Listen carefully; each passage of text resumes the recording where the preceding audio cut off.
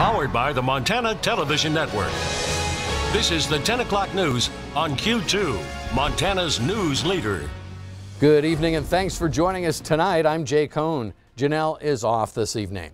We're learning more about a baby left alone for 9 hours in the remote western Montana wilderness, abandoned but found alive in what authorities say is a miracle. My father instincts came in. I abandoned any police training or ever any chance of saving evidence there. I didn't care. I scooped up a baby, made sure he was breathing. He had a sparkle in his eye, warmed him up, gave him a couple of kisses, and just held him. And today, an Oregon man who is facing felony charges for his alleged role in abandoning that baby. I love that kid. Okay, hang on. I love my kid. You people. A distraught Francis Crowley crying and shouting obscenities during his initial court appearance this morning. Upset he'll never likely get to see the child that he abandoned again. Officials say Crowley admitted he was high on both methamphetamine and bath salts when he left the 5-month-old in the woods. He also told police he was tired of carrying the baby. Missoula County Sheriff deputies found Crowley while responding to reports of a car crash near Lolo Hot Springs. Authorities say Crowley was too intoxicated to help officers find the infant. And also for the first time, we're hearing from the first responders who found that baby boy. As MTN's Augusta McDonald reports tonight, one deputy told the media today his fatherly instincts took over. There was a lot of emotion in the room today as Deputy Ross Jessup and others talked about the moments that led up to finding the child and making such an unlikely recovery. It had been a long, exhausting night for Ross Jessup. Search crews desperate for leads hiked late into the night, coming across debris, footprints, but no baby. Jessup says he followed his gut, but prepared for the worst. And I just asked him, I said, Nick, will you be willing to walk up the mountain with me? And he's like, yeah, absolutely. We walked up a ways, about ready to the top of the crest of the hill, and we stopped. And I even blurted out to Nick several times, like, Nick, I'm so mad that this is happening. Like, I'm so mad that we're looking for a dead baby. But even after 9 hours, the faint cries coming from the mouth of this 5-month-old child prompted the officers to switch off their radios, look down, and see the infant lying face down under a pile of sticks. Police tactics, police trainings, they all went out. I saw this little tiny child. My father instincts kicked in, and I picked him up, scooped him up. We swallowed him in a down coat and a beanie hat, and I just held on to him. My father instincts came in. I abandoned any police training or ever any chance of saving evidence there. I didn't care. I scooped up a baby, made sure he was breathing. He had a sparkle in his eye, warmed him up, gave him a couple of kisses, and just held him. He says the baby was coughing and spit sticks out of its mouth. He was alert. But he just seemed comforted.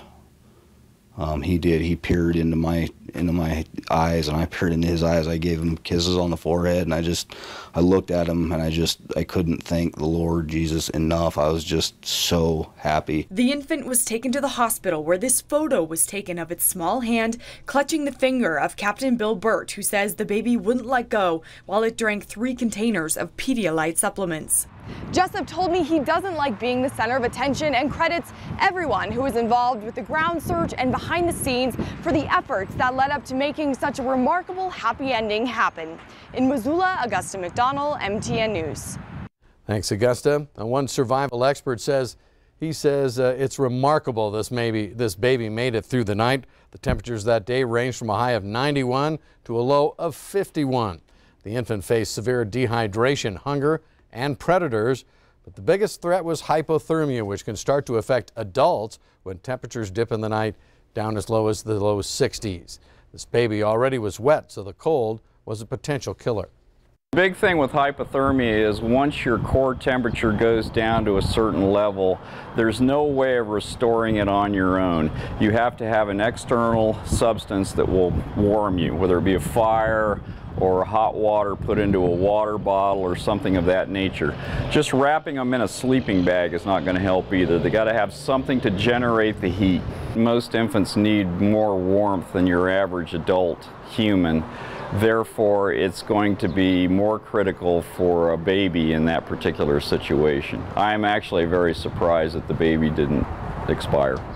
A pleasant surprise for all involved. On to the weather scene now. Bob, we knew we were in for another round of rough weather tonight, and what's the latest? What do you have for us? Things are starting to die down tonight, and that's good news. Let me show you what's happening on the Doppler radar. Of course, we had that severe thunderstorm watch until 9 o'clock. That did expire, was not updated. And you'll notice we still got a few scattered rain showers across south central Montana. Just some very light sprinkles. That's basically all we have. Now, here in the southeast by Broadus, we got a couple of bigger cells there, but so far nothing severe at this time. Just some good old frog strangling rain showers moving in. And up in the northeast, you'll notice we did have the big thunderstorms that blew through Plentywood. Now they're in North Dakota and parts of Saskatchewan, Canada. So that event is pretty much over with for us, so we'll continue to see things die down. We're clearing up here in the Billings area, and I think for tomorrow things are finally going to cool down. We've had a cold front move through, and that'll be about it. Look for plenty of sunny skies and some nice weather for tomorrow. We'll have the rest of your forecast in a few more minutes. Jay? All right, thank you, Bob. They're still talking about the powerful storms that rocked northeastern Montana last night with high winds and hail, leaving behind a trail of damage and destruction. In Plentywood, much of the community tonight still without power. Check out the photos of the storm's damage and that huge cloud. These photos sent to us from Plentywood resident Taylor Ordahl. The National Weather Service says now an EF1 tornado did touch down on the south end of Plentywood last night, but most of the damage came from a macroburst that was packing winds of up to 120 miles an hour. The Weather Service reports 10 small airplanes heavily damaged. As many as 8 hangars at the Plentywood Airport were destroyed. 80 to 100 mile an hour wind gusts uprooted trees and damaged homes along with the county fairgrounds. It also hit kind of out towards Outlook, Montana area, which we have a farm out there. I know a lot of the farmers have acres that have been pretty destroyed by the storm. My family's farm in particular, we have about 12,000 acres, and about 40 to 50% of it was destroyed. Waking up today and looking at all the more damage that really occurred is just kind of hitting me a little harder, and we really, really are so blessed that no one's been hurt in our area. Sheriff Heidi Williamson tells us the community volunteers are helping each other out, getting things cleaned up, and tonight, some 24 hours after that initial storm, power still out for much of the community. Torrential rains is the big issue tonight, reported in the Plentywood area. Billings motorists who frequent Zimmerman Trail to access the rims from the valley and vice versa need to make alternative plans for the next several months. Q2's Zoe Zandora tonight shows us what's in store for the popular roadway. A roundabout at the intersection of Montana Highway 3 is set to start construction July 16th.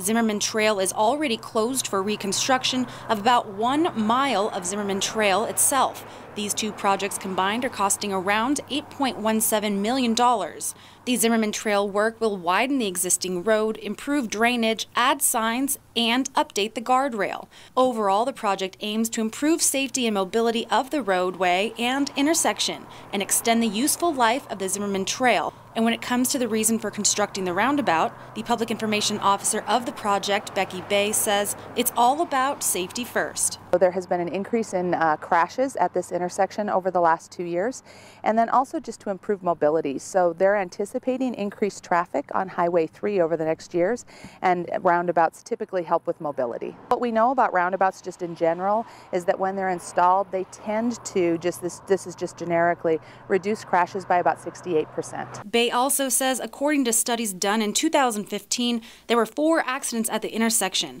and in 2017 there were 12, tripling the number of car crashes in just 2 years. It certainly is about growth and just increased traffic and growth in Billings, and it's certainly part of a larger project to really look at mobility in the Billings area, and particularly on the west end, and that includes some mobility for non-motorized transportation, so bicycles and pedestrians. So this is kind of the first project of several projects that you're probably going to see that increase that mobility for both vehicles and bikes and pedestrians. And I was told they're having people biking and walking still on the Zimmerman Trail while it's closed, but it's for your safety to not go anywhere near the trail while it's under construction until it's reopened in late fall. In Billings, Zoe Zandora, MTN News. All right, and Zoe tells us the big crack that surfaced along the southern edge of Zimmerman Trail actually forced authorities to close down the road 2 weeks early. But the good news is that stabilizing that part of the roadway was actually part of the Zimmerman Improvement Project, so crews now have a little extra time to work with.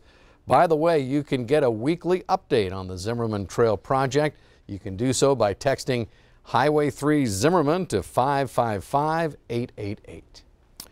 Today, President Trump pardoned 2 Oregon ranchers who were imprisoned for arson on federal lands.